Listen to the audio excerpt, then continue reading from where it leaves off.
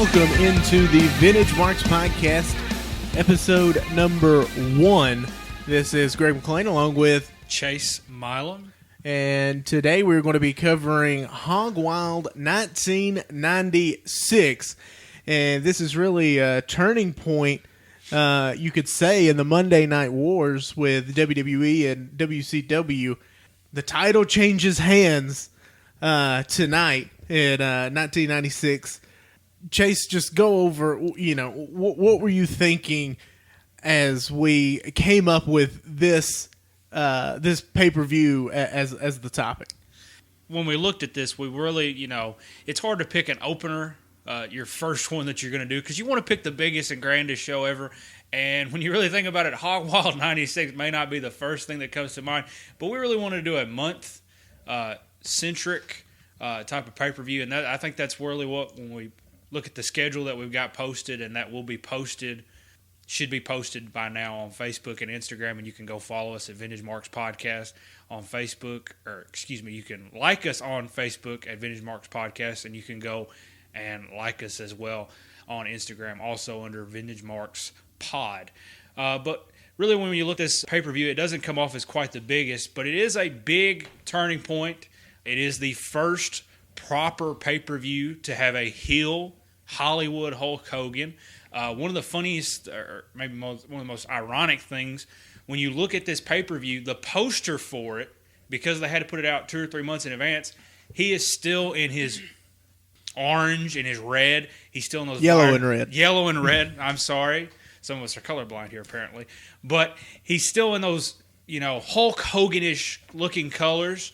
And it just shows a wide dichotomy of where things have went from a couple months ago when they promoted the show to now when they actually get to the show proper. They actually said in the research that I did, they actually did the photo shoot in April.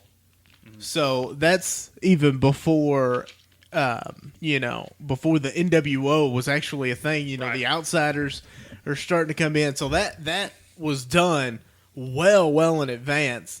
But we'll get into all of that momentarily here. But a little bit of background information. August 10th, 1996. So 4 days from now, 24 years ago, this was the pay-per-view. And this was really kind of built up as a big deal because of some of the things that we're going to talk about leading up to this pay-per-view. But it took place on August 10th in Sturgis, South Dakota. Hog Wild at the Sturgis Motorcylce Rally, a big Harley Davidson. Get ready to hear about that because it's featured throughout the show. It is a focal point, to say the least. Right, and it's a cool aesthetic. I mean, the opening shot of the show in the hills of South Dakota. It's an outdoor event, which are always, can be fun to go to. Sometimes they can take away, sometimes they can enhance. It just depends. But the backdrop of everything, we're going to talk about what worked with this show as far as the crowd, specifically with a certain tag team match that years later we found out was quite controversial. But the actual attendance, there is no actual attendance. Since it was in an open-air venue, they couldn't necessarily sell tickets because they were basically in a parking lot. Right. Is where they set up at. And so it's debated whether it's between 3,000 and 5,000 attended the event, but there was no actual attendance mark that you could go back to. Right, no paid attendance. There's no when you read and do your research on this, it shows that they had a gross ticket sales of $0. Exactly. Which sounds bad on paper, but in actuality, when you look at the research, it had been a part of the Sturgis Rally, so all the planning that went along with that. Mm-hmm. So WCW, it's not like they lost a great deal of money here. This is actually the first year, and if you listen to 83 Weeks, this is 95 and 96 are the first 2 years in all of Jim Crockett and WCW that they'd actually turned a profit. Mm-hmm. The buy rate was 0.62 pay-per-view buy rate, which roughly translates to around 248,000. However, if you think about it, there was a big blackout that covered nearly the entire West Coast that literally happened right before the pay-per-view went on the air. Right. It encompassed 9 different states on the west side of the United States, including California, Utah, Oregon, Washington, Nevada, Arizona, New Mexico, and there's a couple other states that I'm still leaving out. But basically an entire black space on the western side of the map because they literally couldn't do it because there was a blackout literally across the entire western part of the United States that night. So I wonder if that 0.62 buy rate would have been bumped up to 0.65 or even a 0.7 if you had those 9 states participating. Right. I mean, you cut just a major corner of the market off. You're gonna be hurting. But business at this point is up. The Bash at the Beach had just happened, which was a big coup for WCW at the time, with Hogan turning heel, and we're going to talk more about that. So numbers are up. Compared to SummerSlam, which took place 8 days later for the 96 version, it's roughly about 2K in pay-per-view buys down. I don't know what the percentage would be as far as the 6-pointer or whatever, but it's 2,000 less than SummerSlam, which is actually a pretty good indicator because SummerSlam at that point in time was one of the big, and it still is one of the big 4 shows of the year. So for an off-brand WCW pay-per-view to do almost as well, or not an off-brand, but like it's an in-your-house show basically. Well, and not only that, but it's a new pay-per-view. Right. I mean, that's the first time. For it to compete with SummerSlam, not technically head-to-head, but that close together, speaks volumes about where the product is at and where the rankings are as far as WCW versus WWF at the time. Going back, backstory behind the actual conception of Hog Wild, WCW and Eric Bischoff, they were getting together in January to try and figure out the pay-per-view map of 1996.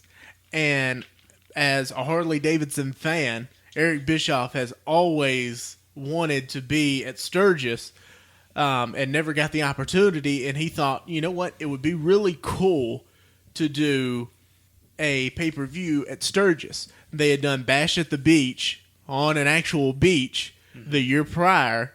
And so the same thought process was going through, which led Bischoff to try and reach out to Sturgis and get a pay-per-view together because they really wanted to create identity with their pay-per-views. If you look at the WWE with Royal Rumble, Mania, SummerSlam, and Survivor Series, all of those, the traditional Survivor Series match, the Royal Rumble, Mania is the Super Bowl of wrestling, and then SummerSlam, they all each have their... I thought it was Summerfest. Oh, well. They all have their individual, their own persona. And at the same time, you spoke of it, in your house. It was basically the same pay-per-view with the different match card on every month, right? Going there for. I mean, the original concept of In Your House was the fact that, and again, it was in reaction to what Bischoff was doing because Bischoff was the first one to say, we're going to have a full year-round pay-per-view schedule. We're going to have a pay-per-view a month. At the time, WWF was only doing 5 big shows if you add in King of the Ring because it was a pay-per-view proper there for a few years. So the idea of In Your House was, we're not going to have as big marquee matches, but we're still going to do pay-per-views, and they're going to be at a lesser rate so that people don't feel jibbed off but still buy the pay-per-view. And so In Your House was very revolutionary, and this pay-per-view, you know, just the continuation of the advent of it, it's just going forward. Yeah. Well, and if you look at WCW at the time, they had Starrcade, which was their Super Bowl of wrestling type deal at the end of the year. And then they had Bash at the Beach for a couple of years, and then they went away with it. And then I think 95 was the first year that they brought Bash at the Beach back. It was gone for a year or two in between 92 and 95. Right. They replaced it with Beach Brawl or Beach Blast. Beach Blast. Yeah. Bash at the Beach, Beach Blast. I mean, same difference. Well, if you think about it, Bash at the Beach, Beach Blast, and then the Great American Bash. Right. A lot of bashing going on. But anyway, but they had Bash at the Beach and then Starcade, which had their own individual personas, their own entity. But other than that, they really didn't have anything. They have Fall Brawl and Halloween Havoc is another good example too of a pay-per-view that has its own identity. Right. But other than World War III, but they were all just a tad bit generic, like In Your House, Fall Brawl, World War III, and Spring Stampede, and so he wanted to create just a little bit of uniqueness to his pay-per-views that weren't on the opposite side. Right. And Eric Bischoff's talked about this a number of times. Oh, yeah. And I'm a big follower. He's not gospel to me, but Eric Bischoff is a very smart man, and he'll tell you like it is. He'll tell you that he messed up because he had a good opportunity there to really go at Vince McMahon. But his whole thing was, you can't be WWE light. You've got to make your pay-per-view. You got to make your product different. And from everything from the in-ring action to the commentary, which is something I really wanted to get to talk to about, because it's a very different feel. You compare the SummerSlam show from '96 to this show that took place just 8 days prior. It's a world of difference in presentation. It's a world of difference in just how everything's set up. Mm-hmm. But Bischoff actually went to Sturgis in February, March timeframe, and actually had to meet with the Parks and Recs Commission, the mayor of Sturgis. He had to meet with the Parks and Recs Commission. Yes. So those folks had an input. They actually did. Well, he had to come. Was Ron Swanson there? I'm just curious. He would have cut it. He actually had to come and lay out a plan to what they were going to do and actually what they were going to bring to Sturgis during the Sturgis Motorcycle Rally, because Sturgis sells itself during the motorcycle rally, and so they just wanted to make sure that everything was on the up and up and that everything would be taken care of as far as the WCW side of things are concerned. Right. But either way, it got passed through fine, no problem. But it is funny that he actually had to go on a plane to Sturgis to actually get this thing approved. Right. But he did, and they were off and running at that point. A month later, like we said, that they had the photo shoot with Hogan as the cover boy and everything else. And then they run through, get the Outsiders, everything else. And we'll get to that a little bit later. But right now I want to talk about what was going on in the WWF at that time. Because the WWF is really in a little bit of a lull. Really, two of their 5 biggest stars in the company just up and left over the summer. Hall and Nash, Razor Ramon, and Diesel. Of course, everybody knows that story. Right. They go for the better cash and the better time, and they make a big impact. But it leaves the WWF in a bad situation because they're left looking for the next big thing. And they have Shawn, they have Brett, but those two guys, Diesel and Razor, they were their workhorses. They were in there every night, just like those other two guys. Right. And when you lose two main cogs like that, it's going to lead to some turmoil. But if you think about it, in August of '96, you're just 2 months removed from the King of the Ring pay-per-view, which saw Steve Austin win the King of the Ring over Jake the Snake Roberts and cut what many consider the biggest promo in the '90s. I would tend to agree. It's a promo that launched.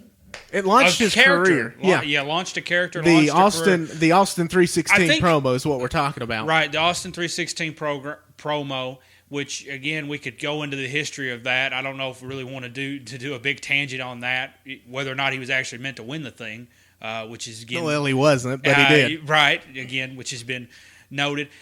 But I think people sometimes have a misconception about Austin's promo.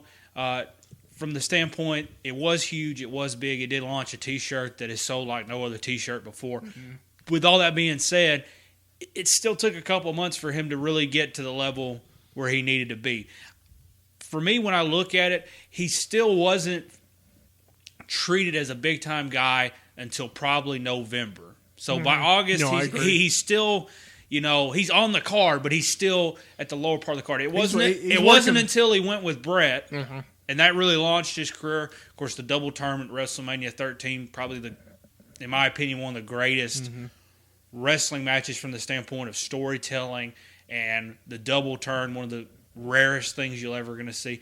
But Austin's still not a main guy yet. Hunter Hearst Helmsley, maybe he'll be. He's at the bottom of the card right now. Maybe he'll be something one of these days.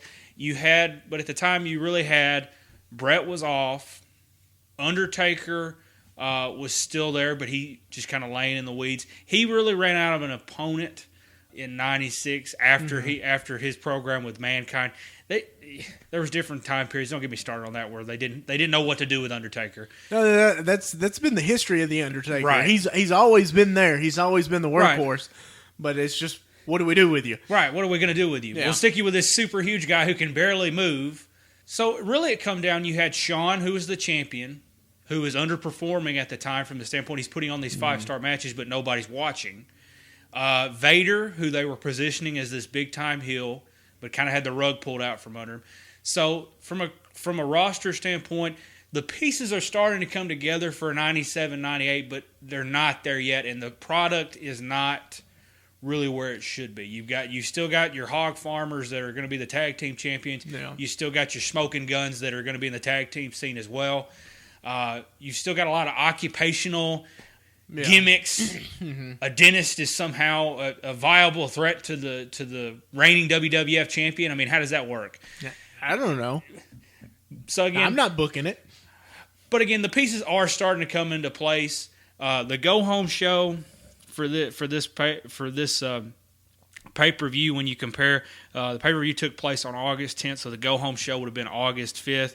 Raw does a 2.8 rating while Nitro does a 3.0. Things are still kind of comparable. The numbers are going to jump humongously.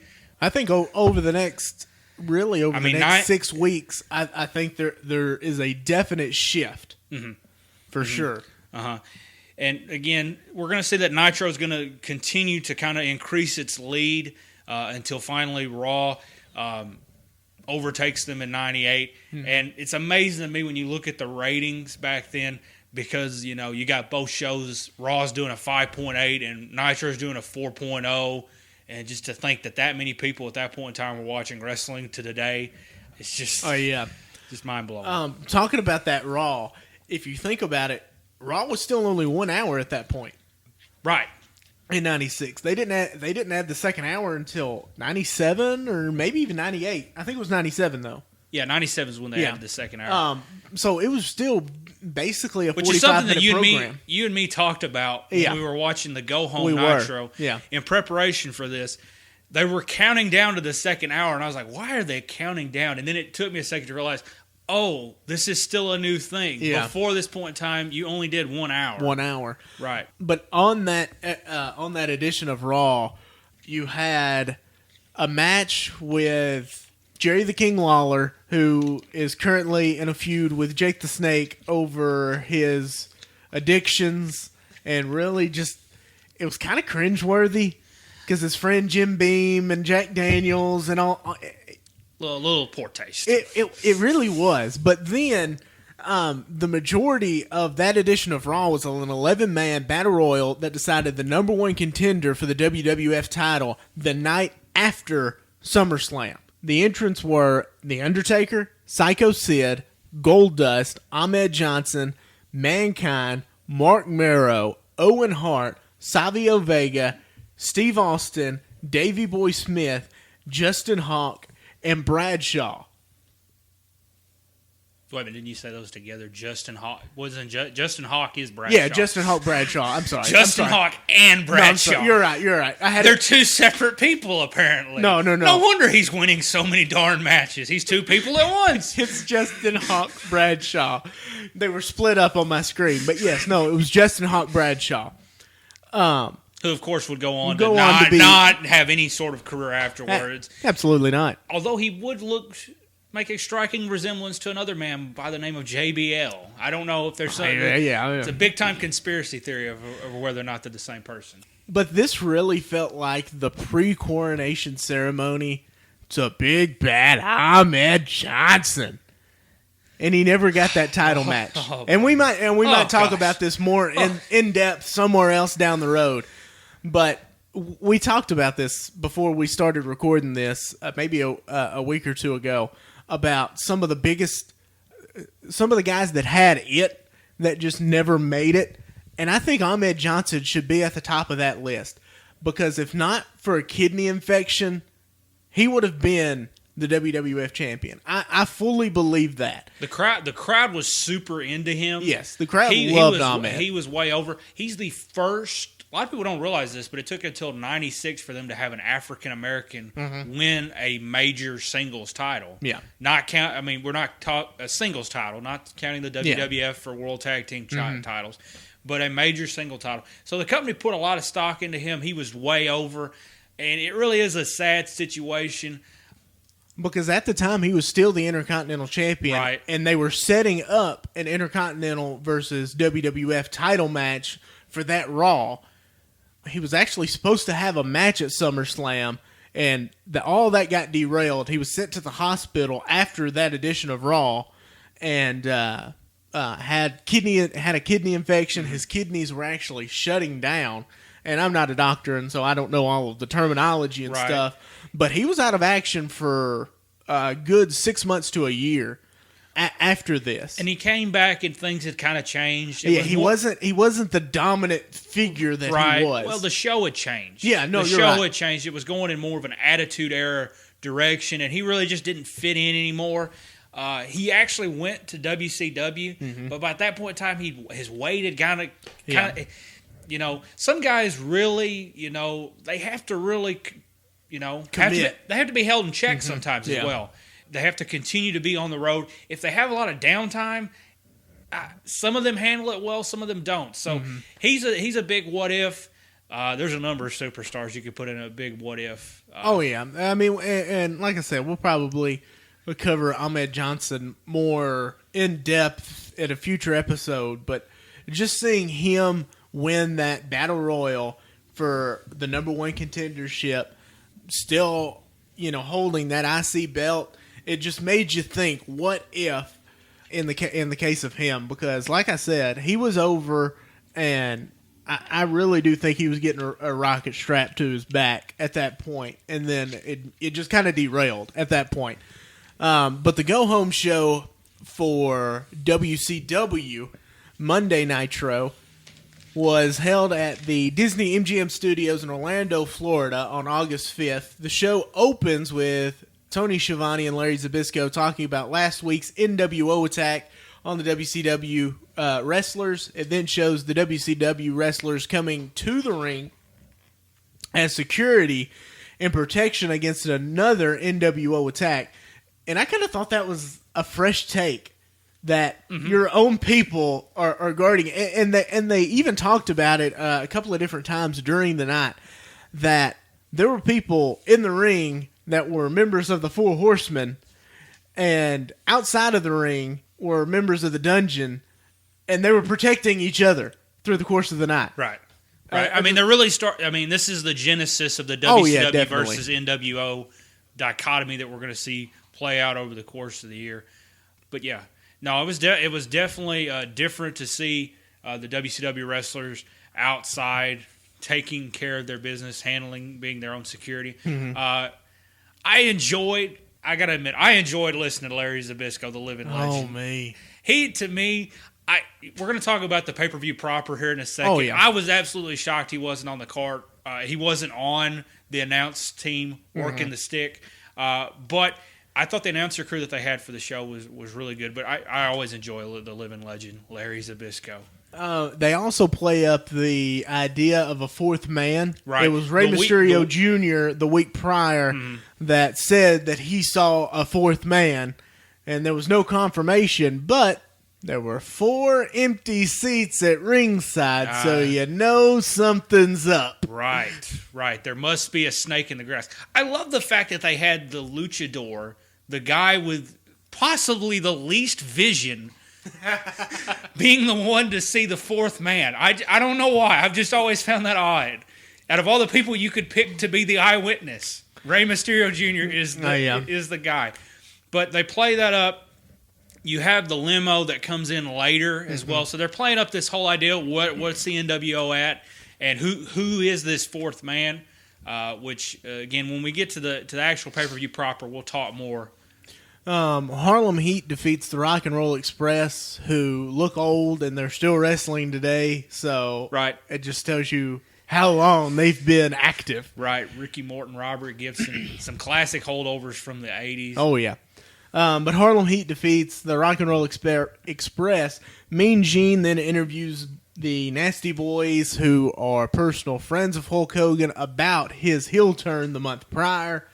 And then a vignette for Glacier. Oh, my gosh. I forgot that they pushed this Mortal Kombat looking freak. I'm sorry to use that term, but he was being treated as a viable threat. It was so bad. Oh, it was so bad. You might as well just call him Sub-Zero. Those were the colors, and that's what you're going for, but you just can't use it because copyright infringement. Yeah, and WCW is kind of famous for that. Yeah. Hall and Nash, that was the whole joke the first couple weeks out. You know, Hall comes out, you know who I am, you know where I came from, but you don't know why I'm here. Well, he's still doing the Tony Montana voice. Still had the toothpick in his mouth. Right. And everything else. And it actually happened several years before that with different gimmicks that were altered very slightly, which ended up WWF would sue WCW and then they would take them off TV. And I guess they finally got a backbone enough with Scott Hall and Kevin Nash that they said, no, these are different people. Right. And enough to keep them on TV. Right. Well, the whole argument was they're not really portraying those characters anymore. They're going by their real names. That is Scott Hall. You can't change who Scott Hall is. Sure, he's doing an accent. Sure, he's probably going to drop it in a couple weeks. We don't know. Well, yeah. But that's Scott Hall. You can't change who Scott Hall is. You can't change who Big Sexy Kevin Nash is. And to go back to WWF for a second, it also led to a very bad decision to bring in the fake Diesel and the fake Razor, brought in by Jim Ross. Right. That was not a good idea, and that tells you where they were thinking-wise at that point. Well, they've talked about this before. Vince honestly thought that they could do that because, it didn't matter. The whole idea is you treat it like a TV show. Exactly. If your favorite actor gets canned off that show, sometimes they don't just replace them. Right. You don't always kill the cowboy. Yeah. You just replace him with another cowboy. So that was the whole idea of that. I love the fact that they failed so many times to turn J.R. Hill. Like, no matter what they try and do, the fans will cheer him. Like when he came back and did JR as Raw. That's one of my favorite episodes of Raw to rewatch ever. Because he is so over-the-top bad guy. And he mistreats Michael Cole so much, takes him out. And he's getting loudly applauded. Like, we cannot make you hate this man. The pops just get louder and louder and louder and louder.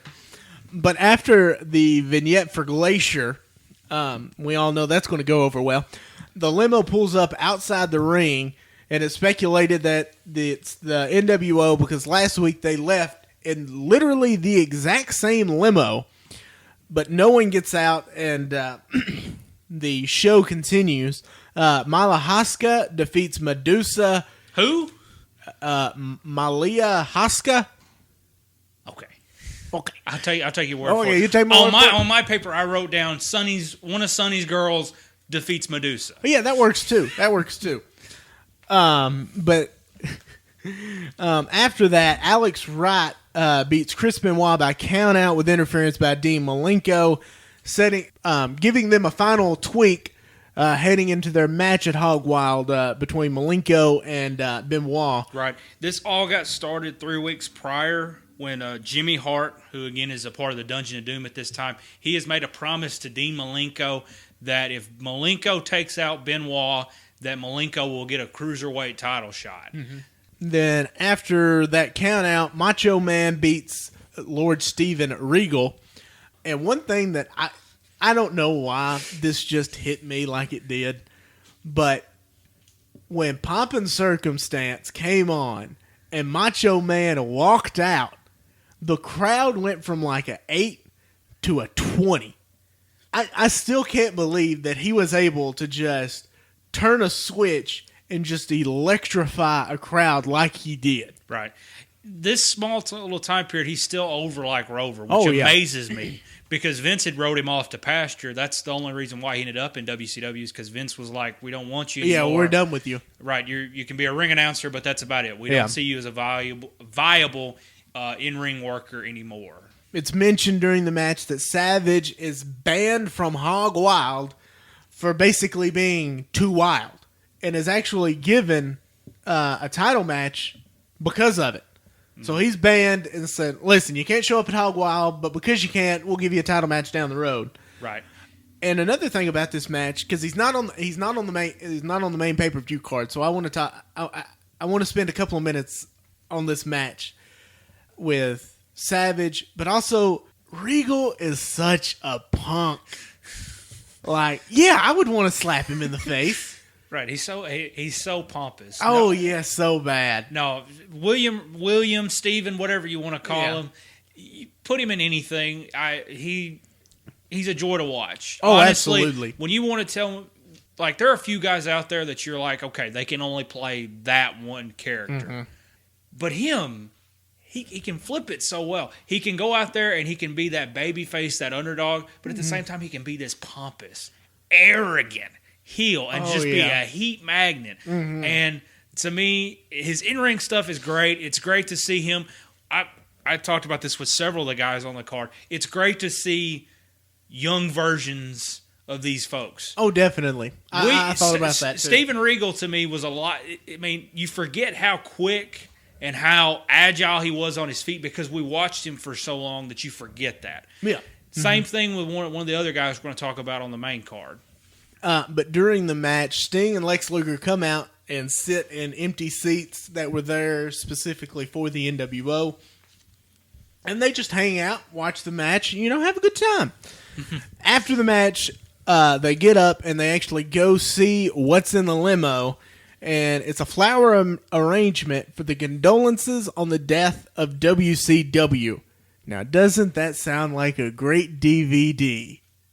It does sound like a great DVD title. Why they went with the rise and fall of WCW? I think that would have been a more eye-popping, eye-catching title. After that, Mean Gene comes in and interviews Savage, Sting, and Luger. Savage wants what's left of Hogan after the Giant is through with him in Hog Wild. Sting says WCW is alive and well, and Savage field goal kicks the flowers. Then there's a video that talks about the Flair-Eddie Guerrero match at Hog Wild for the U.S. title. Flair and the Booty Man square off. The Booty Man. Oh, me. For those of you, it's amazing what being Hulk Hogan's friend will do for you in this business. For those of you that don't know, the Booty Man is actually Brutus the Beefcake. Brother Brutai. Yeah. And actually, this would be one of the final appearances of the Booty Man because after what happens at Hog Wild, he kind of drops that gimmick and shifts into another one. But during this match, Arn Anderson, who has his arm wrapped up from the NW attack the week prior, comes to the ring to look after Flair. Mongo McMichael and Chris Benoit, the other two horsemen, come out to the ring and beat the crap out of the Booty Man. It's just an old school four horsemen beatdown at that point. And I kind of really dug that because it's kind of got an 80s vibe to it. It does. But it was really cool. And then I think one of the better Arn Anderson promos comes right after this. He grabs the mic and says, in a gang warfare, if you send one of yours to the hospital, you send one of theirs to the morgue. And I getting chills right now just thinking about it. That was great. I loved that promo from him because the intensity of it and just everything surrounding it. Oh, it felt so good. Just to have him release that frustration and say, you know what, we're coming from you and we're not taking any hostages, type deal. And I just really like that promo. And it's kind of it's a little sad in retrospect. I enjoyed the promo, but this is the very end of Arn Anderson. This is not long before he officially retires and everything. So this is kind of the end of the Enforcer Arn Anderson. But that was like you said, a great promo, great little throwback. Not that many years before this time period to the '80s with the Horseman beatdown and everything. Very solid. Booty Man aside. Well, the innuendo is Booty Man, Brutus, is real life friends with Hulk Hogan. You don't say. Yes. Who could possibly be the fourth man. And so they're taking the initiative to go ahead and say, you know what? We're taking him out. He's gone. Right. You can't use him anymore. We'll stop with the tangents here in a second, but what a big letdown that would have been if you think about it, one of the greatest factions of all time, you look at down their membership lineup, Hulk Hogan, the leader, Kevin Nash and Scott Hall, the Outsiders, the original members, and their fourth man, one of the biggest names in wrestling, the Booty Man. It would be weird. It's Sesame Street. One of these things just doesn't belong here. After Arn Anderson's promo, they cut and show just a condensed version of the attack by the NWO the week prior. And then after that, the WCW World Champion, the Giant, beat Sergeant Craig Pittman, who was brought to the ring by a young Theodore Long. Holla, holla, holla. Teddy, baby. Teddy. And that's actually going to play into one of the opening matches of Hog Wild, which unfortunately, because of the fact that WWE doesn't own the actual rights to the Saturday night show on WCW, we were unable to actually see this part. But if you actually do your research, you can find out about it. Sting and Luger then beat the Nasty Boys, and the limo returns, and Luger and Sting go back to check it. They open the door, and someone slams it right back. As the show ends, the limo skirts away, and you're left to wonder if they actually saw the fourth man, who was in there, and that really never gets brought up again. Who was in that limo at that point in time. Nobody asked Sting, nobody asked Luger, and it's just kind of like, well, maybe it was Hall, maybe it was Nash, maybe, Rey Mysterio is the only one who knows. That's right. The guy in the mask who was being beat up at the time, he's the only one who knows.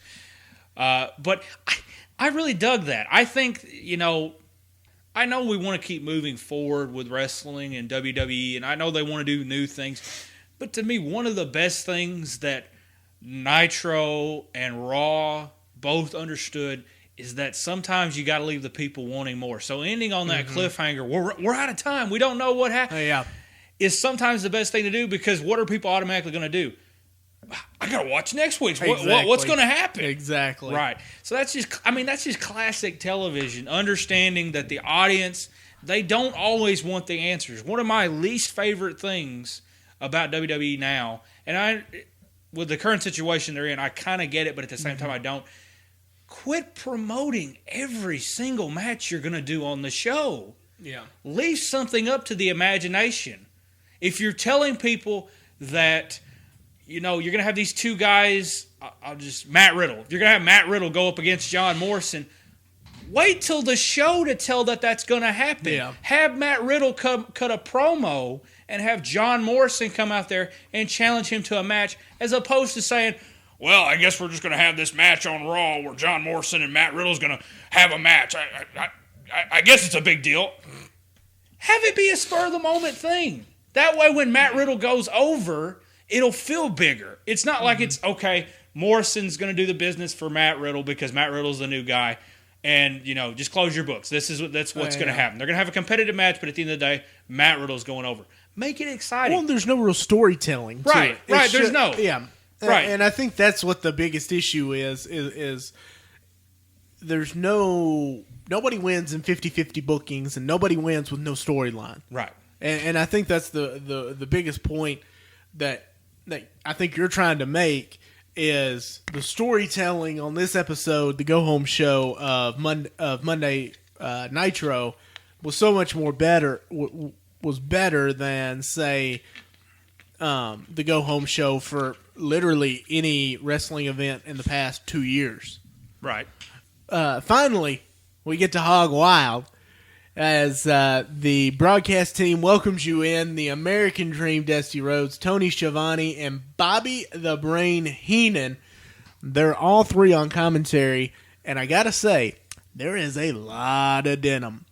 A lot of denim. A lot of motorcycle apparel. Yeah. It's a fake tattoo on the arm of Tony Schiavone. I mean, they really want to put over the fact that Tony Schiavone's a tough guy. Oh, me. I don't know if it worked or not. I don't think it did. It's a classic commentary team. I've laughed so much listening to Dusty Rhodes.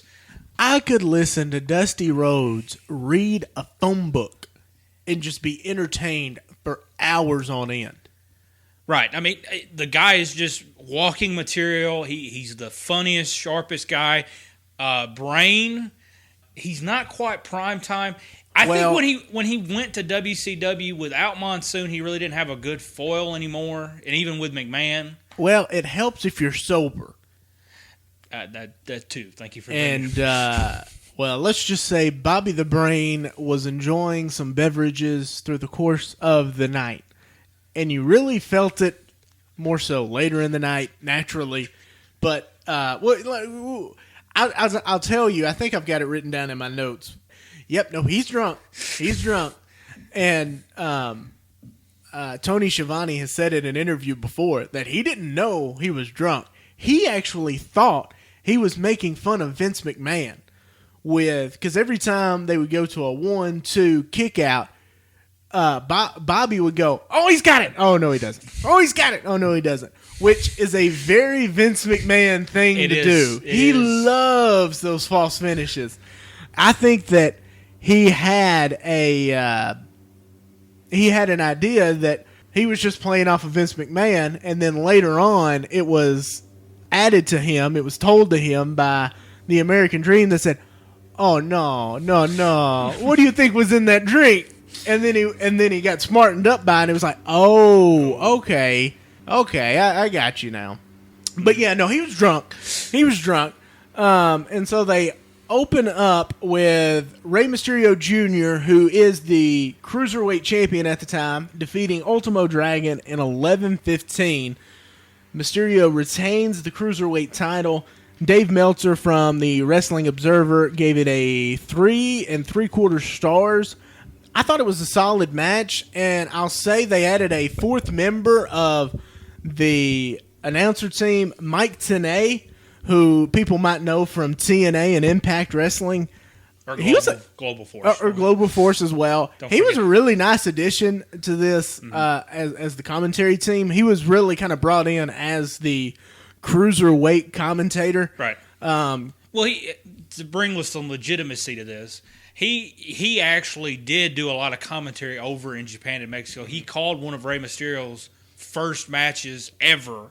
So he has some knowledge of the scene, and that really helped because obviously the commentary team knows who Rey Mysterio Jr. is. Yeah. They have no idea who the Ultimate or Ultimo Dragon. He was called Ultimate Dragon for this appearance.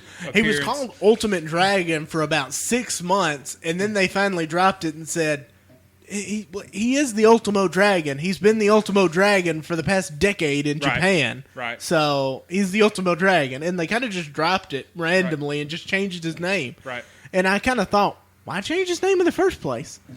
Unless somebody just said, "Oh, he's the Ultimate Dragon." Well, I mean, sometimes these companies, Vince is probably one of the world's worst. Oh, yeah. He thinks that the wrestling fans have no knowledge of other promotions. Yeah. We need to change his name. No one's going to know him from that other promotion. Mm-hmm. And so they fall prey to that. So it's a little bit of an odd choice to change his name. But, it really didn't take away or add to the match itself. But I thought the match was a great opening match. It's always fun to start off a pay-per-view with that quick-paced style. Mm-hmm. Anytime you do a big show, that's always the number one idea. The opening match has always got to be a pretty hot one. Mm-hmm. And I think both guys delivered. Early on, Ray was putting over Ultimo pretty good. This is actually his first proper pay-per-view match for WCW, so he's being put over early. Eventually, it does kind of go into back and forth. There's some good mat work. There was a lot there was a lot more mat work than what I was expecting for a cruiserweight match. Right. There was a lot of mat work, and like I said, I'm not necessarily a cruiserweight guy, but I came away thinking, man, I want to see them go at it again. And actually, this was the first match of a trifecta between the three guys through '96 and early '97. But no, I really came away liking this match, and as they came out, I was like, this is probably going to be a sleeper for me, but it was really good. I really enjoyed it. The finish of the match is very good. Ray makes the big comeback. He tries to go for Hurricane Rana off the top rope.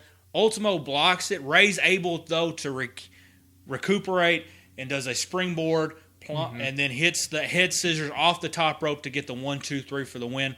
I gave it, let's see here, 3.5 out of 5 stars. I enjoyed it. I'm not a big luchador fan, but I thought for what they did, they told a good story for what they were given. Again, they didn't give Ultimo Dragon much build-up before this, so that it kind of hurts the matches in general. But as far as what they were given, solid opening match. I gave it 3 stars. And one thing that Rey Mysterio is kind of known for now is his cosplay theming of ring attire. The Spider-Man cosplay was on point. He had the webbing in his pants and boots and mask and stuff. I kind of dug that too as a Spider-Man fan, but that's beside the point. I gave it a 3 out of 5 stars, so we're kind of right there in the same point. I didn't think I was going to like it, but I did. Maybe just a little bit less than you or Meltzer did, but no, I enjoyed it, and also I've got to add this because if it was anybody else besides the American Dream, they might have got fired for this. But during the match, Dusty Rhodes says Sonny Ono is a snake in a rice paddy. Sonny Ono is, of course, Japanese. And I'm just like, you can. How can you get away with that on live TV? Right. This is before the advent of cancel culture, of course. So this is a different time frame in America. But classic line that probably wouldn't have went over today. Oh, I popped loud for that. I thought that might have been the best part of the match for me. After that, it's Scott Norton defeating. You're forgetting something.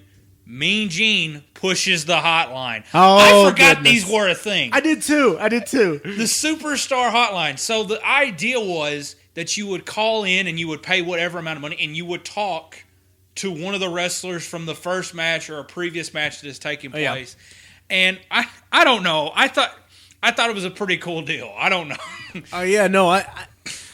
It's kind of weird. But later on in the match, not in the match per se, but in the night, they did a promo for the Steiner brothers, and they're talking in a live chat room, and it looks like neither of them have ever seen a computer before in their life. Right, they're all punching buttons with one finger. But so the hotline and the chat rooms, they were alive and well in '96. But after that, Scott Norton comes out, and he beats Ice Train in 5 minutes and 5 seconds. Former tag teams, Fire and Ice, they play up the fact that Ice Train's arms wrapped up after getting beat up by the Giant from earlier that night on WCW Saturday Night on CBS. And Meltzer gave it 1 star. I'm going to give it 0.5 stars. I don't know why this is on a pay-per-view. It's a match that I think could work if they weren't handicapped by the story. The whole Giant part of it, which again, tying back in more so to what happened on Nitro. Mm-hmm. Ice Train had went after the Giant for beating up another one of Teddy Long's charges, and in the process of it, got his shoulder messed up, and that's the whole story of the match. Ice Train's got a bad shoulder. Scott Norton takes advantage of it. They have one hope spot, but ultimately the harm proves to be too much, and the referee calls for the bell. But there's room on the card for it. I just think that they didn't need the part about the arm. You can have a big Hoss match with Scott Norton and Ice Train, and it'd be okay. This is a tag team blow-off match, and it really could have had a lot more heat to it if you didn't have that part in it, because the whole time you're thinking to yourself, there's no way that Ice Train's going to overcome this. Exactly. They hit the hope spot, and you think maybe for a second, but ultimately it's not to be. That hope spot's cut down real short. Right, absolutely. But again, it was a low. This was the low spot of the night for me. This was the one match that received the lowest marks for me. I gave it a 1 star out of 5. I didn't read Meltzer's part, but I went ahead and gave it 1 star out of 5. I feel bad. It's got to be really, really bad for me to give less than 1 star. Both guys are out there trying their hardest. It's just got to be pretty well, just hot garbage, crap. Yeah. For it to be any less than that. Well, I'm not as nice as you. I gave it a half star because it was hot crap. But after that match, they show an interview, which you could have saw on WCW Saturday Night for free, that had Ric Flair setting the table for the match between he and Hogan at Clash of the Champions. That would be that Thursday after Hog Wild. And this is a problem that I kind of have with Hog Wild as a whole, and it encompasses this one interview. They're setting up for Clash, which is free on TV. Right. And so it feels like this is more or less the go-home show to Clash, right, which is free on TV. So I could pay $30,000 or $30. $30,000. Well, if I bought, enough for 10,000 TVs, but if I paid $30 for this, I kind of would feel gypped that, this is nothing more than a go-home show for Clash. Right. That's free on TV. Right. At the Denver Coliseum. And it also Thursday. It also, I mean, not outright, but it kind of gives away the finish of the final match. It kind of does too, yeah. Why would Ric Flair want to go after Hulk Hogan or Hollywood Hogan, whatever you want to call him? Well, I think it's more so the personal vendetta of, listen, you messed up Arn, I'm coming after you now, type deal. Right. But why would that be advertised as the main event if it's going to be a guy that's the United States champion against somebody that doesn't have anything and is coming off a loss to the Giant? Right. So, like I said, it doesn't quite make sense. It doesn't quite add up. And I think that's this interview, and of course the main event later on tonight. Those are the two biggest problems I have with this pay-per-view, is because it feels so much like a Nitro. I get that. We'll talk more about this later when we give our final grades for the pay-per-view. But it does cheapen it a little bit. It does make it kind of feel like a secondary show to Clash of Champions, which makes absolutely zero sense, because why would you want to advertise for a show that literally you're giving away for free? It doesn't make any sense. Ted Turner. One problem I had was the next spot. Oh. You had an advertisement. I'm going to a different part. Okay. You had an advertisement for Hog Wild merch. They are selling a denim jacket for $89.95. Who in their right mind? Did you try and call the hotline to buy it? Who in their right mind is going to buy a Hog Wild? I would be very interested to find out how many they actually sold. There is a warehouse full of Hog Wild denim jackets. Who will pay $89.95 for a Hog Wild denim jacket? That's 90s money. That would be like $180 in today's time frame or something crazy when you adjust for inflation. You could have paid, what was it, $25 for the T-shirt? I think that was right, but I was more. The T-shirt was. I don't care about a T-shirt, but the jacket. Why was that? But it was denim. It was the 90s. Denim, man. I want to do that SNL spot, leather, but with denim. So after the denim spot, you have the Battle of the Bikes. Medusa and Bull Nakano. Medusa coming in, riding on her Harley, and then Bull Nakano with Sonny Ono, who's riding in on a Honda, of course, Japan. Medusa wins in 5 minutes flat. Meltzer gave it 1.5 stars. The match itself was okay. It had a weird ending with both Medusa and Nakano being pinned at the same time, and Medusa stopping at 2, and then Nakano still being pinned for the 3. I didn't even think that the match was over until some of the announcers 30, 45 seconds later say, "Oh, Medusa won." I was like, "Oh, I thought it was a kick out." Like I seriously, I didn't know that that the bell had rang until it was a minute later. It was a very confusing finish. Sonny Ono thought that Nakano had won, and he started to destroy the motorcycle. And of course, this leads to a back and forth. Eventually, Medusa takes out Sonny Ono, and she destroys the foreign-made Honda because we need to get over the fact that Alundra is American. This was the first match.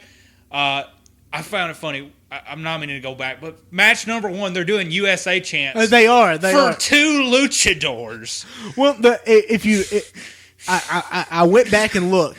Rey Mysterio Jr. is billed from Mexico, and Ultimo Dragon is billed from Japan. So technically, they aren't American. Right, but we get a USA chant. I know. Right. I don't get that was the joke. Oh, yeah. They're non-American, but this was the first match to get a USA chant. Yeah, the crowd was into this match, but I think mainly for the bike atmosphere. That was mainly the whole thing. These two women had actually had a better match at SummerSlam '94. Yeah, that's the whole story going in. Is that Nakano's come back for revenge. Again, this was kind of a one-off appearance for her. She really wouldn't be featured in the company anymore. Medusa would stick around in the non-existent WCW women's division. Not a good time for women. I think WWE was getting a bad name. I think WCW was even worse because at least the women in WWE were, they had a title to compete for at times. Yeah. Well, Medusa was the main reason that they didn't have a title in the WWF because she stole it from them. Right, in one of the biggest moments. That was a really big moment.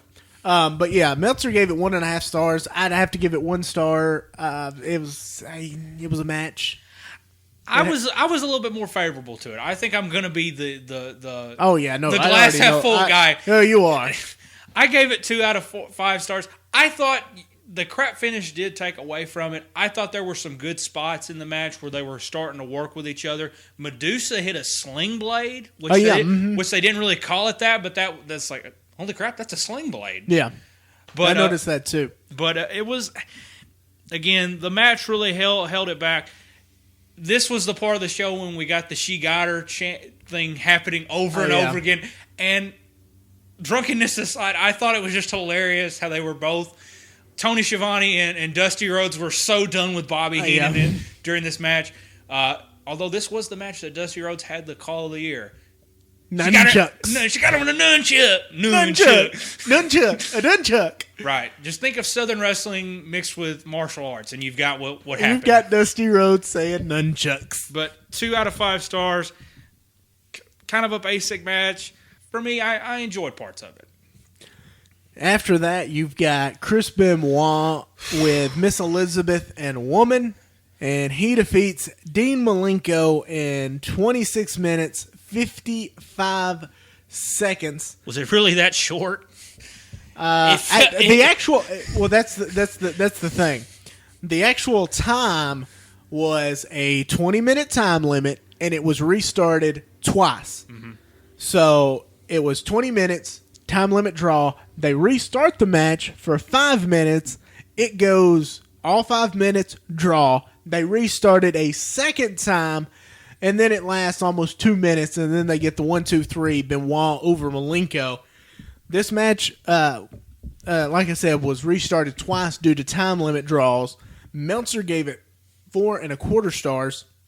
He actually said in a different place at a different time, this would be a Match of the Year candidate for Meltzer and his Wrestling Observer. I gotta say, I didn't enjoy it as much as Meltzer did. I didn't either. This, to me, I expressed it to you, this was the hardest match for me to rank. Because both guys are really good and can really go, but they went way too long. That was the whole joke. Yeah. I was like, it was only 26 minutes. It felt like forever. It's one of those matches where, okay, this is great, the first 10 minutes. Then you hit about a 15-minute lull, and it's just like they're reversing pinfalls, At one point in time, they both hit big spots to kick outs, and you're just kind of cheapening each other's moveset. And to me, the whole time limit concept was very dumb. If you're going to have a time limit, just go to a draw. And even if you're going to go into overtime, just have that be the one overtime. We don't need a double overtime. Yeah. But to have the match end with Dean Malenko getting, distracted at ringside by the two valet managers, and to have Benoit hit a cheap roll-up for the victory kind of takes away from the match in general. I enjoyed it. It's one of those matches where I thought, if they cut it down to 15 minutes and, kind of condensed everything down, I thought it could be good. There was a lot of good reversals, lots of good mat wrestling. There were some huge suplexes. Of course, that's what Benoit is known for. But, again, the finish and just the time in general took away from it. I gave it 3 stars out of 5.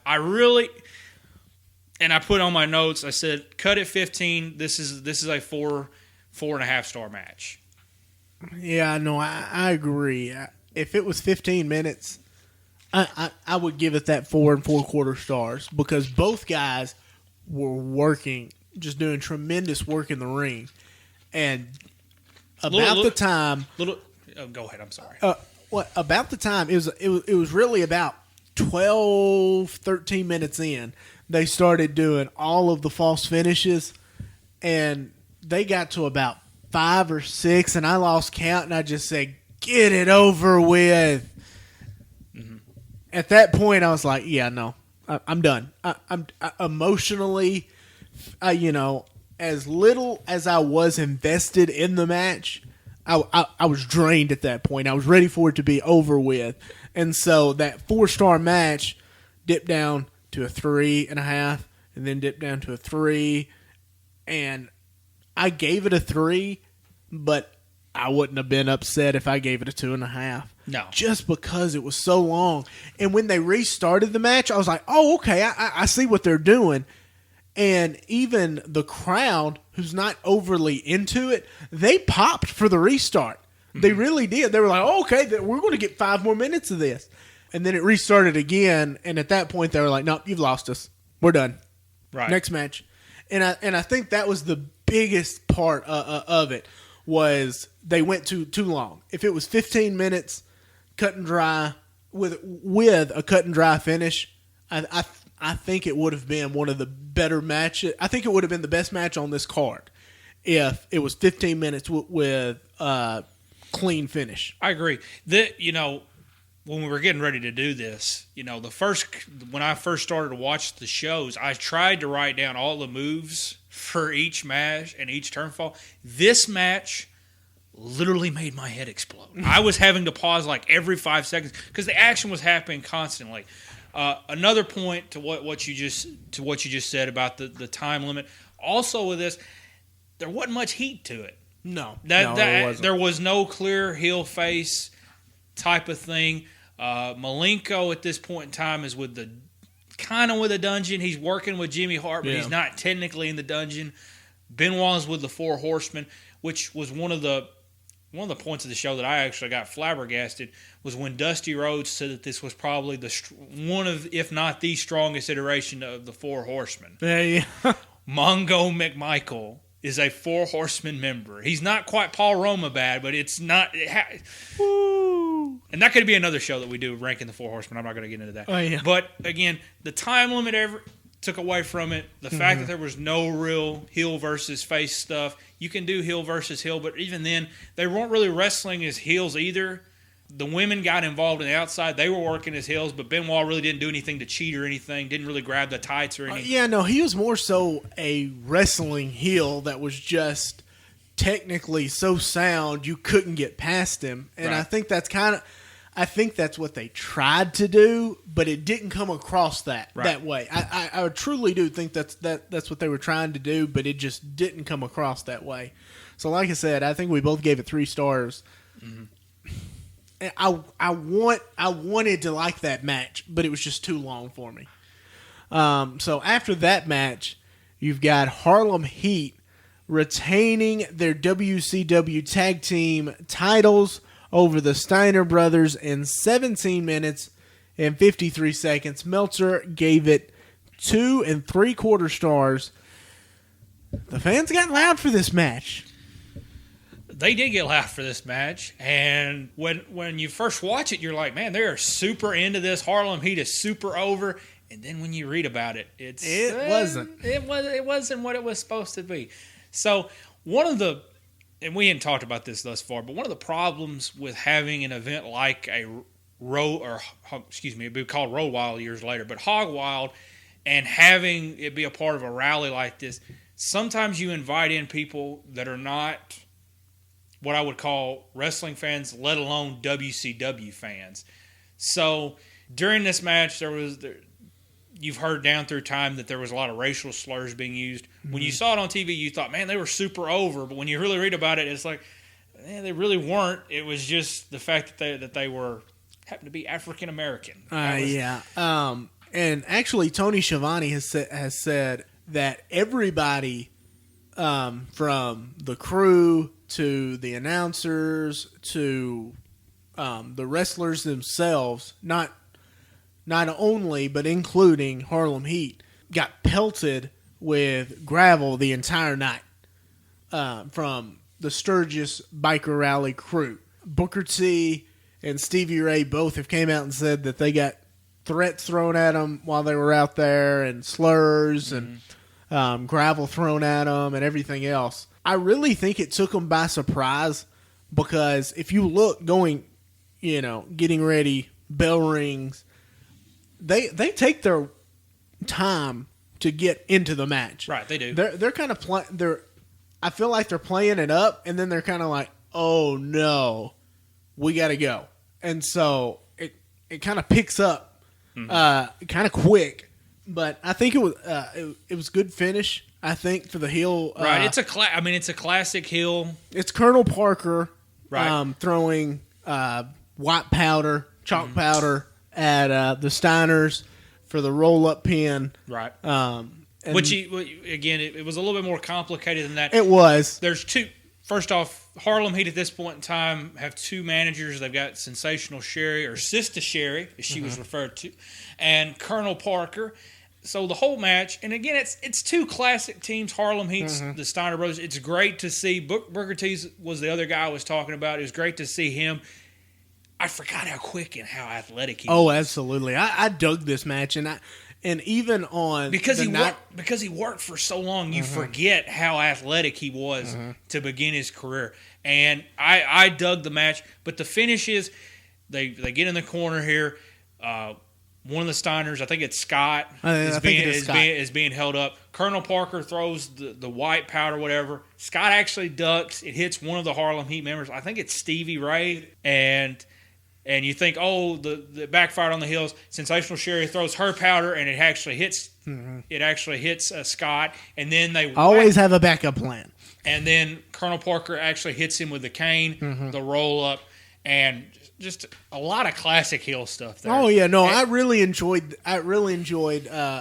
Anytime that a manager can play off the referee and get some dastardly tactics into that match, I'm always down for. Meltzer gave it 2 3/4 stars. I really dug it. I gave it 3.5 stars. I'm right there with you. It wasn't in my notes. I said, while not the masterpiece mat work is Benoit and Malenko, I found this match to be the most entertaining match on the whole card. Honestly, so I gave it 4 out of 5 stars. Again, the crowd. Yeah. When you read about it, it's not good, but here they just were so into it, and it's just a great, just a classic tag match. Yeah, actually, at the end of the year, Pro Wrestling Illustrated actually named Harlem Heat their tag team of the year. After Harlem Heat retains, Ric Flair retains the U.S. title, defeating Eddie Guerrero in 14 minutes and 14 seconds. Almost 10 years before stealing his Royal Rumble number, Eddie Guerrero takes on Ric Flair here. And if you've seen one Ric Flair match, you've seen them all. But I mean, it's classic Flair here. To me, this is right before he really started to decline in the ring. He was still able, to work and go here to an extent. He's not prime Ric Flair anymore, but he's still able to tell a compelling story. I really thoroughly enjoyed this match. It was cool to see them trade chops because that would become a trademark of Guerrero, especially in his WWE run. Yeah. So it's good to see that. This to me was probably the most. The Benoit Malenko match was probably the most technically sound match. To me, this was the best technical match that was also entertaining. This match knew its time frame, and therefore I found it vastly more enjoyable than the Malenko Benoit match. Yeah, no, you're right.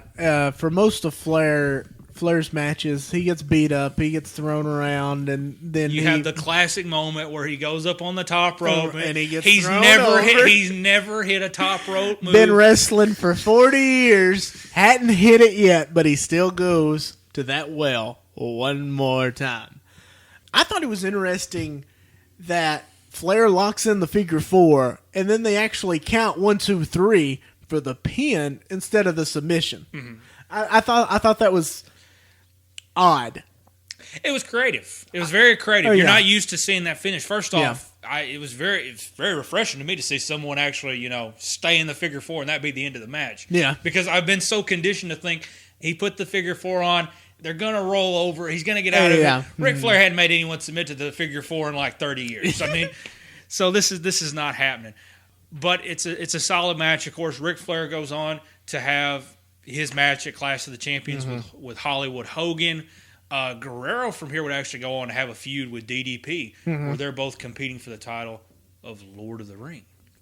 Not King of the Ring, but Lord of the Ring. You see that? It's higher. Okay. I thought it was a solid match. I especially liked Eddie Guerrero's work in this match. Like you said, if you've seen one Ric Flair match, you've seen them all. But I really liked Eddie's work in this match. I thought he made the match more so than Ric Flair in this situation.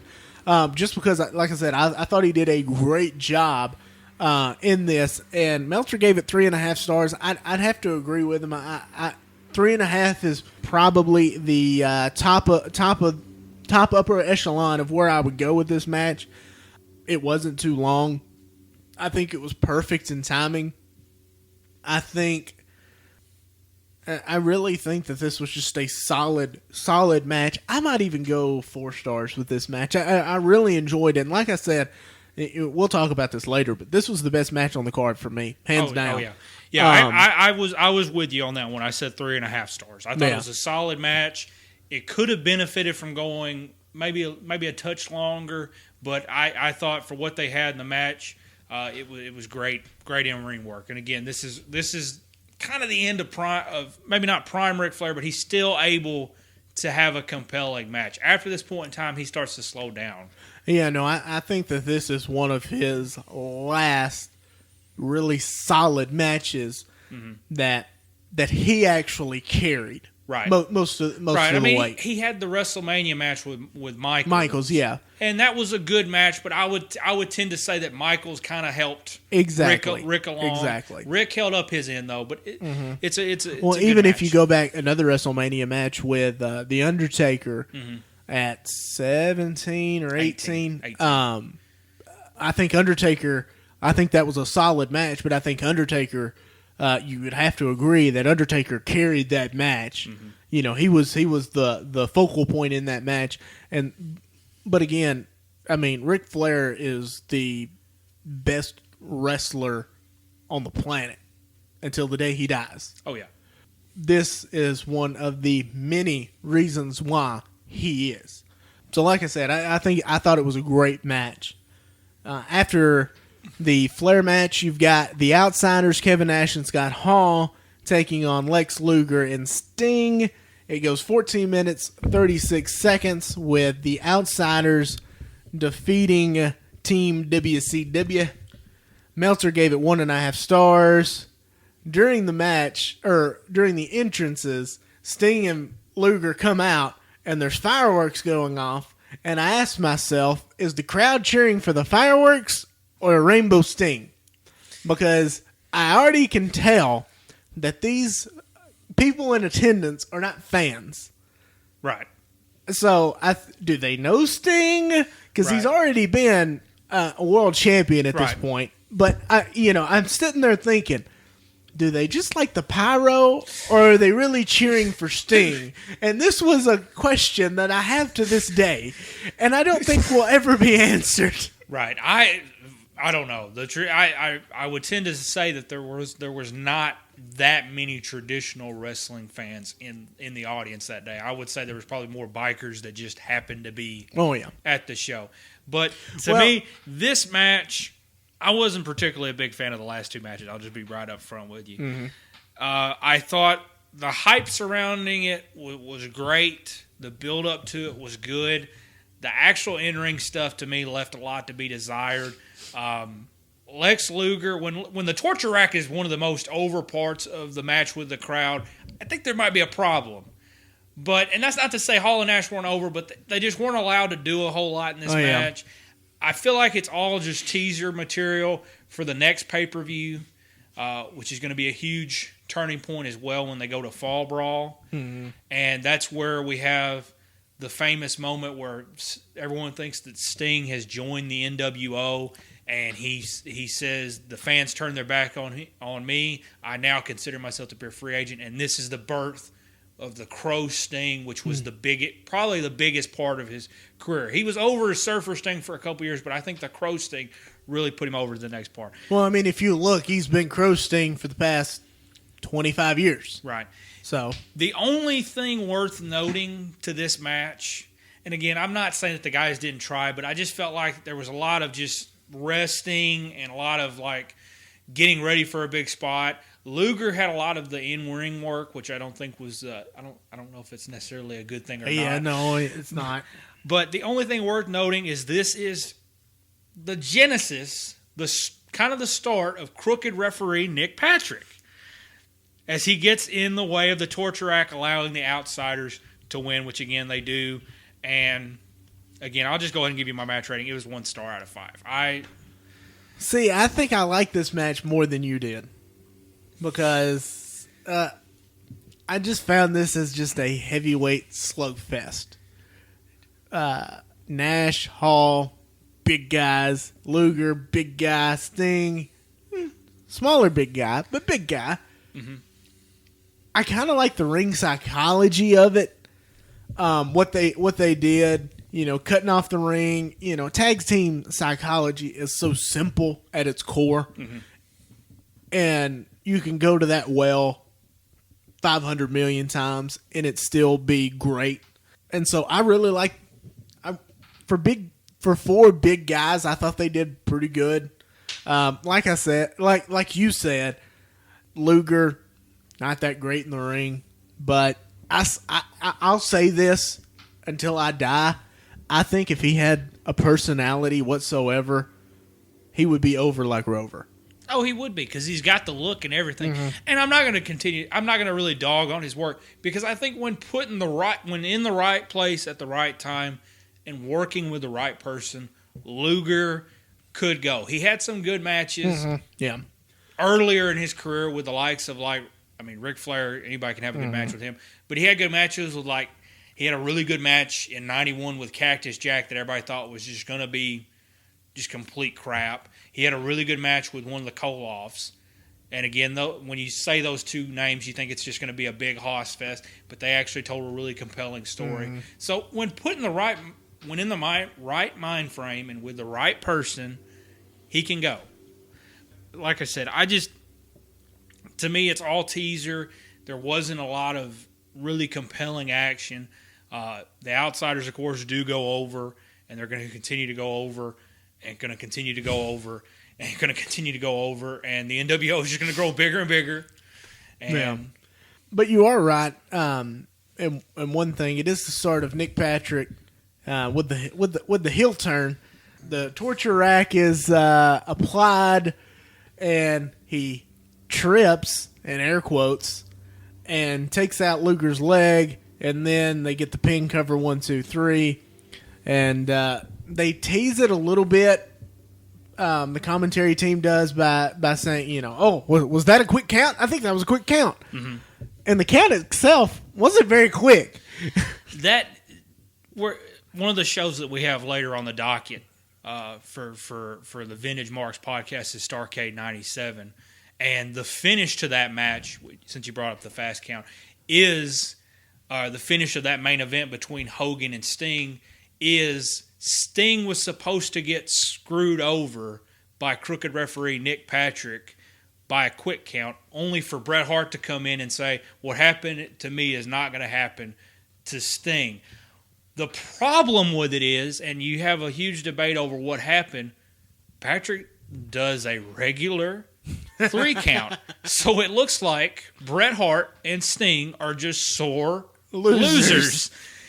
And that was not what they were going for. And there's been a lot of speculation, whether Hogan intentionally told him to do that or not, or whether Nick just, had a gaffe at the last minute and just forgot he was supposed to quick count. Yeah. But be that as it may, it's but they are starting that gimmick. That's going to be a huge thing going forward, I should say, is the crooked referee.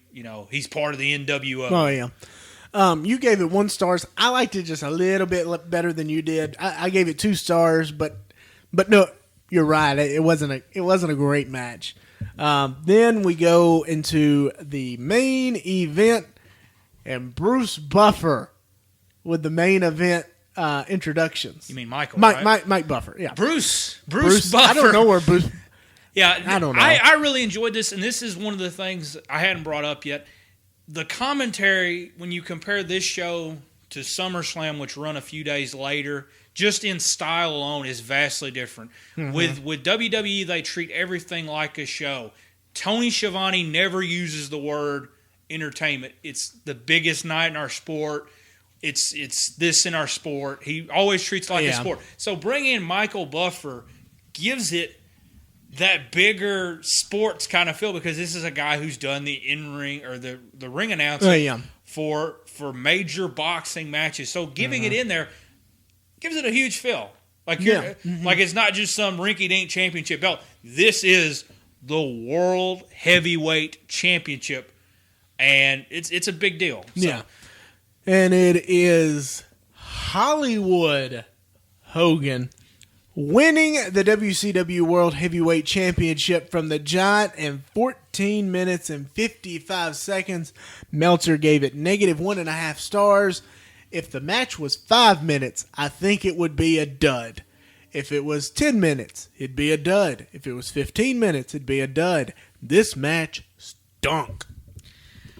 I would tend to agree. It was one of the lesser matches, although to me, it's a classic setup. It's Hollywood Hulk Hogan versus the Giant. Those two things together, I enjoyed it. We're kind of on the opposite end of the spectrum on these last 2 matches, because I enjoyed this match vastly more than I did the tag team match. I gave it 2.5. Really? I enjoyed it. It was refreshing to see the Giant. Again, another guy who we saw in WWE for several years.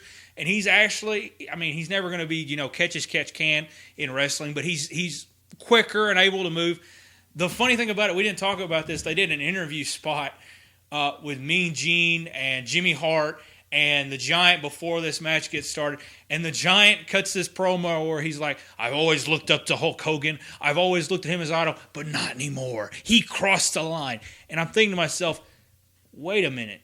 Weren't you brought in by the Dungeon of Doom with the intended purpose of taking out Hulk Hogan? Why did you... What? Yeah. Why? It's not like that happened 10 years ago. That was 14 months ago. Well, and that's the thing. He was brought in as Andre the Giant's son. Right. That whole... Yeah. Yeah. You're right. But, again, it's not a... My notes said, well, not a match of the year candidate by any stretch. This match showed that you didn't have to reinvent the wheel when it comes to good classic booking.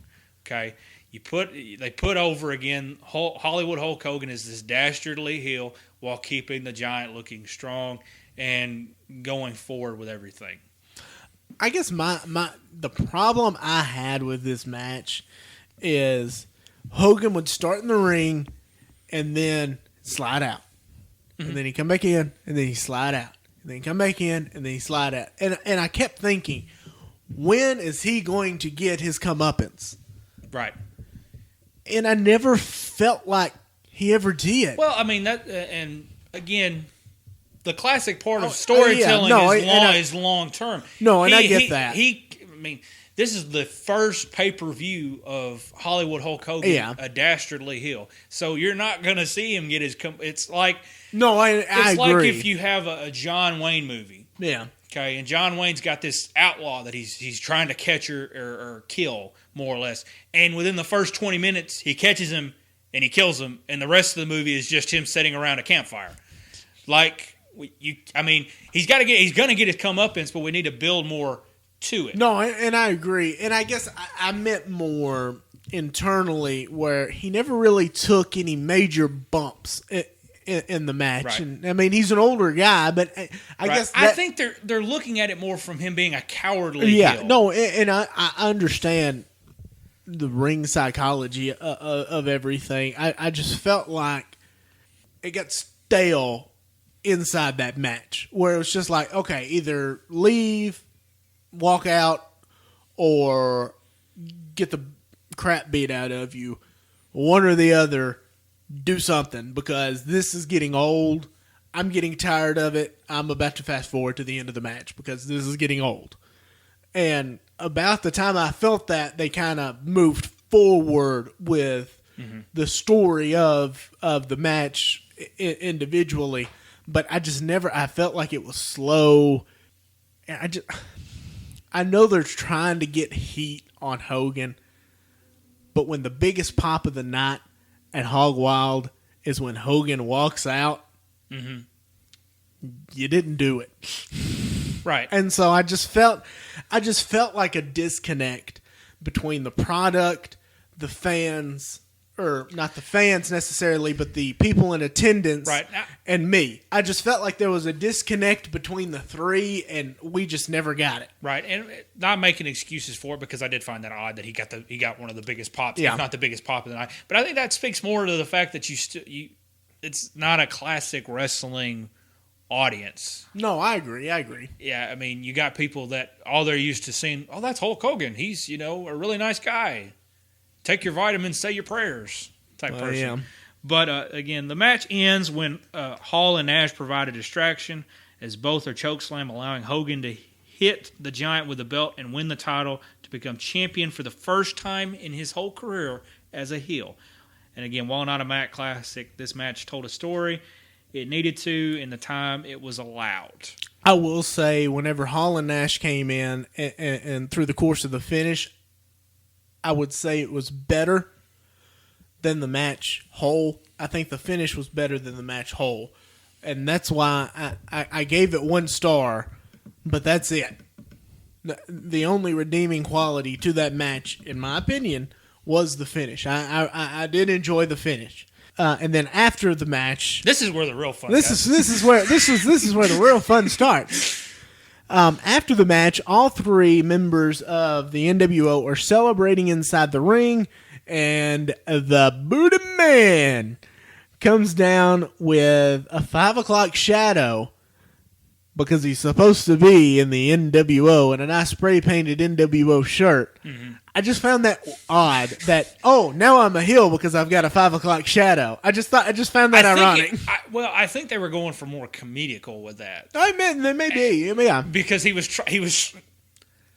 trying to put himself in the NWO, and he wasn't actually in the NWO. But he comes out carrying a birthday cake for Hulk Hogan, and you think the whole time that this is where the 4th man's going to be revealed. Yeah. But instead we get a promo, again, for Clash of Champions. Exactly. Where Hogan turns on the Booty Man and basically says, if you think I'm going to do this to your best friend, to my best friend, just imagine what I'm going to do to you. And he's never been just amazing on the mic.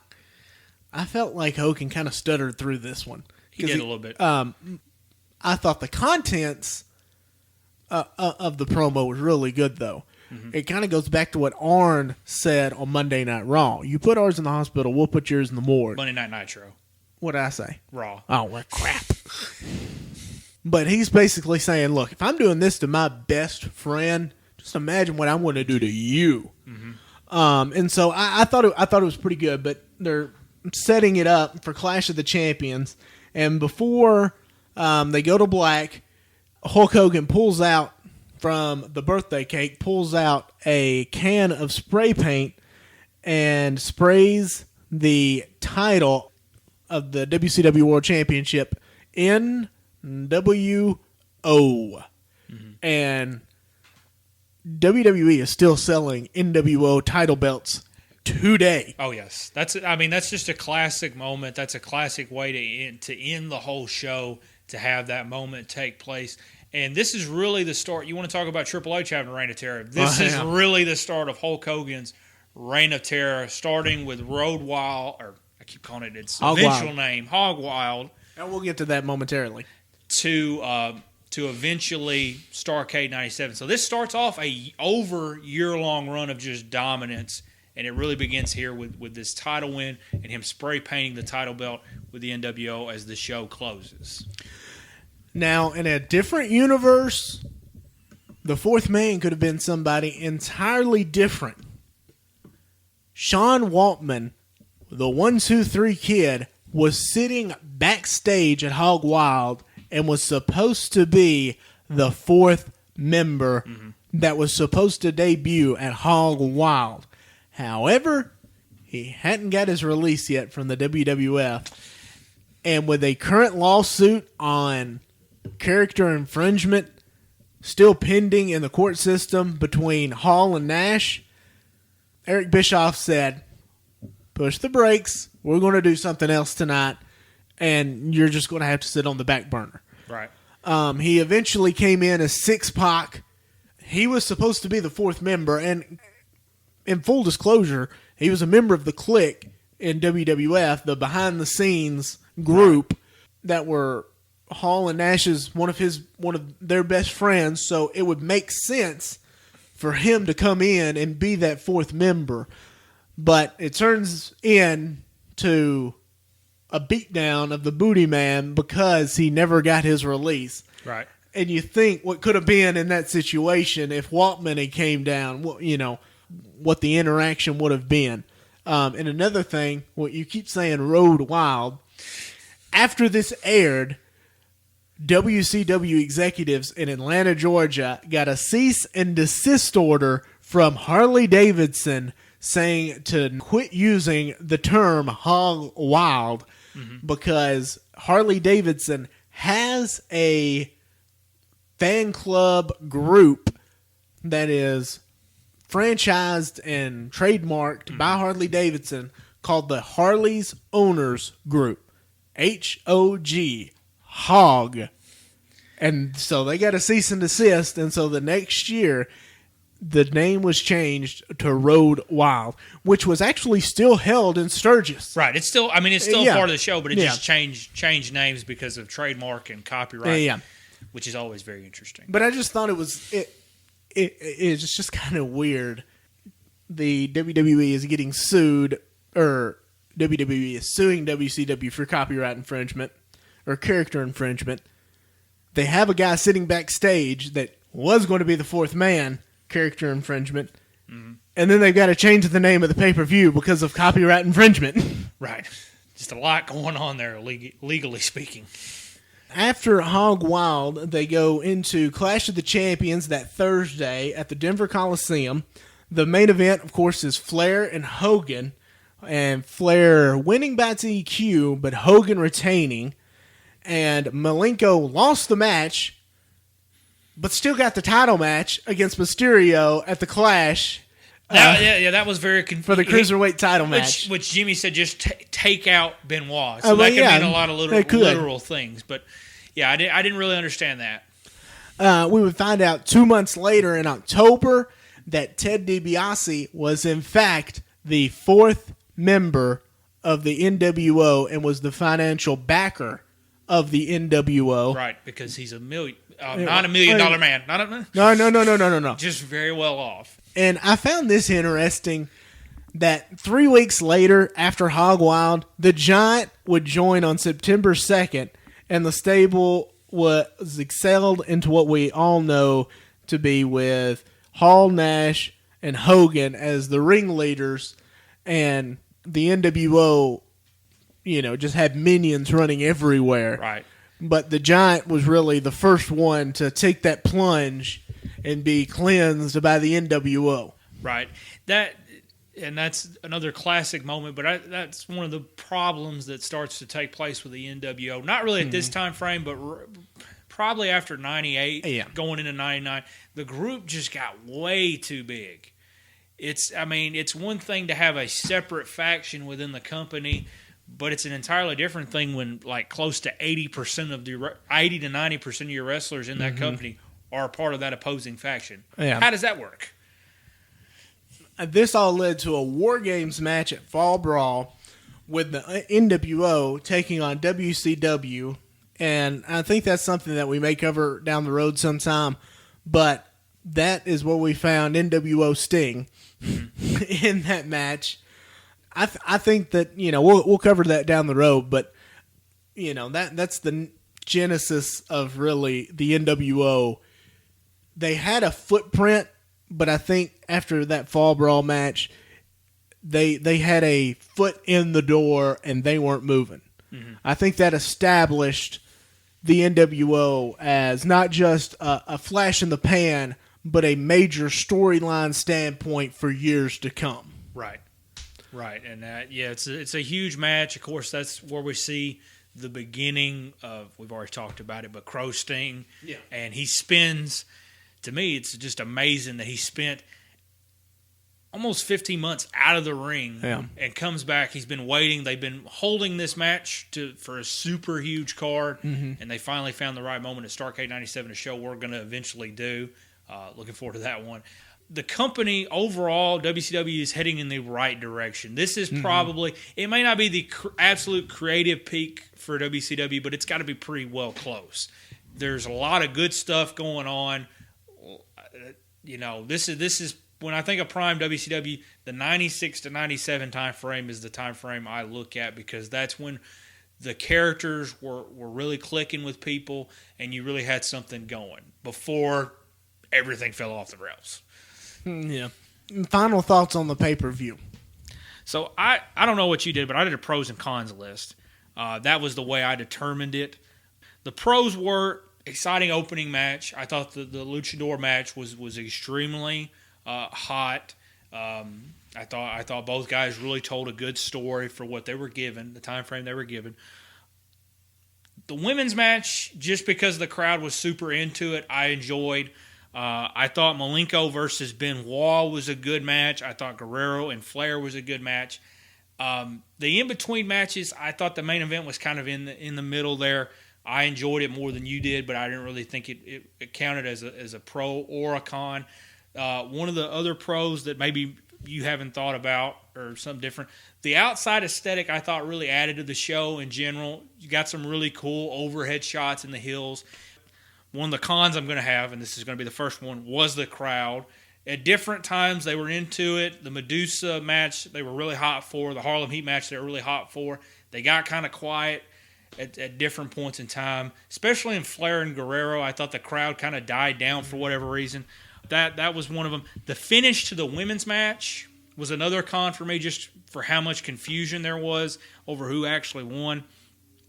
The time spent on the Malenko-Benoit match was also another con for me, just going way too far, and the cheap finish.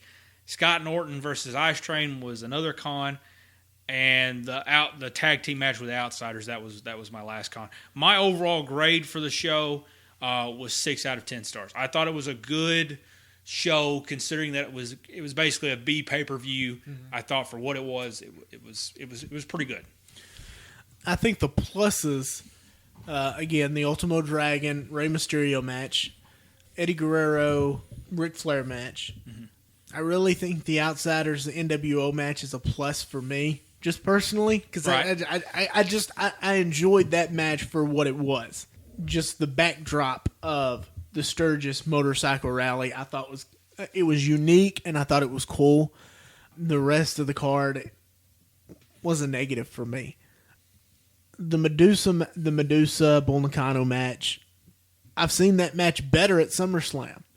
That is a very valid point. If you've seen that match, then exactly. You've seen the better version. The Malenko Benoit match, it was just too long for me, and I just gave out on it. The main event match, it was just too stop and go, and there wasn't a lot there to it. I will say a plus for me would be after the main event match, the birthday cake and the promo and the NWO spray paint. I think that was a big plus. But overall, I would give it a 6.5 out of 10. Which is weird because I think you enjoyed it more than I did, but I gave it a higher ranking. The numbers just don't add up here. I I enjoyed it, but I didn't. I don't know. It was just 6 out of 10. To me, for what it was good. For me, any show that gets above a 7, it's got to be a really, really good show. And this show, there's a lot of good stuff there, but there's also some stuff that just kind of holds it back. The Clash of the Champions stuff, the build up with that cheapens a lot of what's going on. For the most part, I enjoyed it. It's not going to be a standout show. You're not going to see people, in your all-time WCW pay-per-view list ranking it among the top pay-per-views. I do think the historical significance of it, with being the spray painting of the NWO onto the belt itself, I think that superseded some of the bad matches on the card to push this not even from a 5 out of 10 to a 6 out of 10, but pushed me, 1.5 up. I think that historical significance really kind of pushed it forward to me because I really enjoyed the storytelling of that and going into Clash and then going into Fall Brawl and just, that story keep going and going. This was almost the genesis of it.